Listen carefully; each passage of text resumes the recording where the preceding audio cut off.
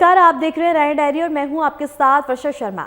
सूबा के मुखिया नायब सिंह सैनी लगातार बजट पर मंथन कर रहे हैं, लोगों के सुझाव ले रहे हैं और उन पर अमल कर आगामी बजट में उसे शुमार भी कर रहे हैं। इसी कड़ी में बता दें कि मानसेर में आयोजित बजट पूर्व परामर्श कार्यक्रम में मुख्यमंत्री सैनी ने स्टार्टअप संस्थापकों और उद्यमियों के साथ संवाद किया है। जन भागीदारी से विकास का बजट हरियाणा की नई दिशा तय कर रहा है। हरियाणा में अब बजट सिर्फ फाइलों में नहीं बल्कि जनता की आवाज से बन रहा है और क्रियान्वित हो रहा है। मुख्यमंत्री नायब सिंह सैनी के नेतृत्व में प्रदेश का आगामी बजट आपकी उम्मीदों, सुझावों और विकास के सपनों का प्रतिबिंब बनेगा, ये कहना है मुख्यमंत्री नायब सिंह सैनी का। मुख्यमंत्री लगातार इन बैठकों में जनभागीदारी के साथ साथ सरकार की सक्रियता को साथ लेकर चल रहे हैं। जिक्र मानेसर में आयोजित बजट पूर्व परामर्श कार्यक्रम का, जिसमें स्टार्टअप संस्थापकों और उद्यमियों के साथ संवाद किया गया। मुख्यमंत्री सैनी ने युवा इनोवेटर्स और स्टार्टअप्स हरियाणा की अर्थव्यवस्था को मिल रही नई दिशा का जिक्र किया। उन्होंने प्रधानमंत्री मोदी के विचार का उल्लेख करते हुए कहा कि स्टार्टअप इंडिया एक सरकारी योजना नहीं है बल्कि ये एक रेनबो विजन है। जो बजट पूर्व परामर्श संवाद उसी उत्सव की एक कड़ी है जो आदरणीय प्रधानमंत्री जी ने आपसे बातचीत किया है। राष्ट्रीय स्टार्टअप उत्सव मनाया है, ये उसी कड़ी का ही एक परिणाम है।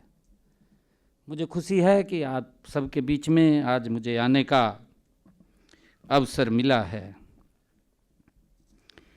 देश के यशस्वी प्रधानमंत्री आदरणीय नरेंद्र मोदी जी ने स्टार्टअप दिवस के अवसर पर कहा, शायद आपने सुना है, उन्होंने जो शब्द कहे थे, आदरणीय प्रधानमंत्री जी ने कहा कि स्टार्टअप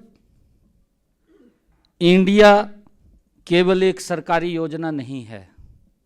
ये प्रधानमंत्री जी के शब्द थे। उन्होंने कहा कि बल्कि यह एक रेनबो विजन है, रेनबो विजन। प्रधानमंत्री जी ने कहा कि जो अलग अलग सेक्टर्स में नई संभावनाओं के साथ जोड़ता है,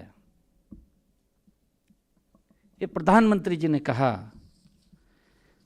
मुझे खुशी है कि आज यहाँ आपके सपनों, आपकी चुनौतियों और आपके नए विचारों को मुझे सुनने का अवसर भी मिला है। मुख्यमंत्री ने स्टार्टअप संस्थापकों द्वारा दिए गए सुझावों का स्वागत करते हुए कहा कि ease of doing business, funding और तकनीकी सहयोग जैसे मुद्दों पर आए विचार नोटेड हैं। उन्होंने कहा, आइडिया कितना भी छोटा क्यों ना हो, अगर उसमें दम है तो उसे दुनिया बदलने में समय नहीं लगता। साथियों की आइडिया कितना भी छोटा क्यों ना हो, अगर उसमें दम है। कई बार ये बात बोलते हैं, एक ऐड चलती थी, आप लोगों के सामने भी है, एक ऐड आती थी, छोटा रिचार्ज लंबी बात है? छोटा आइडिया भी अगर उसमें दम है तो उसे दुनिया बदलने में वक्त नहीं लगता है, दुनिया को बदल देता है छोटा आइडिया भी। और वो आइडियाज़ के ऊपर हम स्टार्टअप्स मिलकर के काम करते हैं। साथियों, आपके इन्हीं सुझावों को ध्यान में रखते हुए हमारी सरकार ने 2025-26 में कुछ ठोस कदम स्टार्टअप्स के लिए उठाए थे।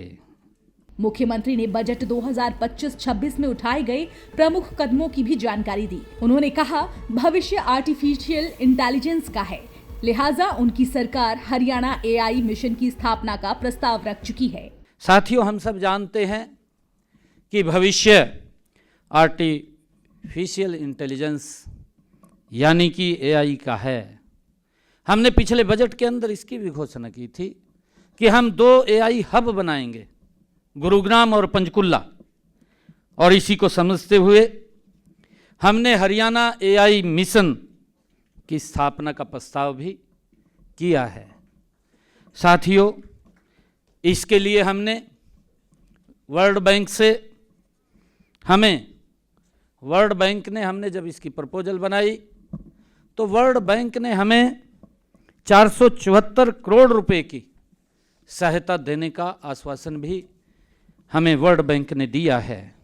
साथियों, इसी मिशन के तहत जो हमने कहा था अपने बजट के अंदर कि हम गुरुग्राम और पंचकुला में एक AI एक हब बनाएंगे, जहां पर हमारे लगभग 50,000 युवाओं को नई तकनीकों के साथ प्रशिक्षित किया जाएगा। हरियाणा को नवाचार का हब बनाने की दिशा में नायब सरकार की नई पहल सामने आई है।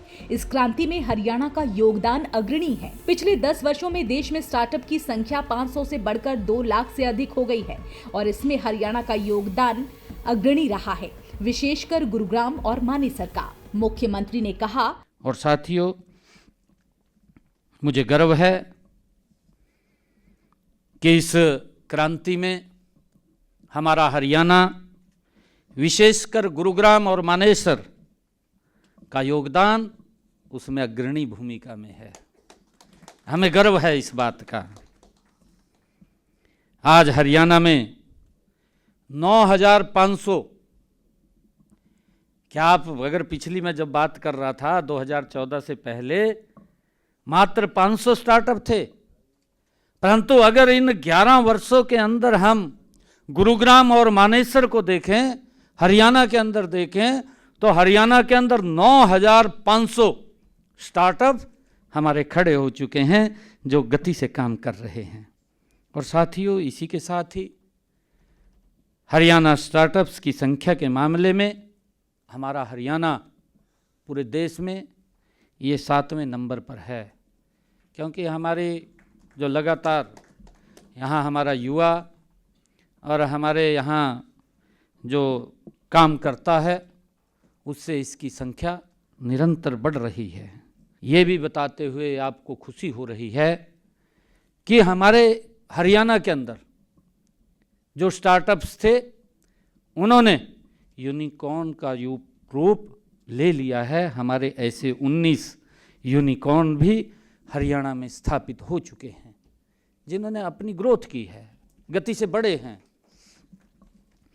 आप सभी ने आज ease of doing business, funding और तकनीकी सहयोग को लेकर के आज जो सुझाव दिए हैं, आपके महत्वपूर्ण सुझाव हमारे पास आए हैं। स्टार्टअप्स को प्रोत्साहित करने के लिए HSIIDC के माध्यम से प्रति स्टार्टअप 10 लाख रुपए की आर्थिक सहायता और मुख्यमंत्री कौशल सम्मान योजना शुरू की गई है। हरियाणा में हरियाणा राज्य स्टार्टअप नीति 2022 लागू है और हाल ही में 22 स्टार्टअप्स को 1 करोड़ 14 लाख रुपए की वित्तीय सहायता प्रदान की गई है।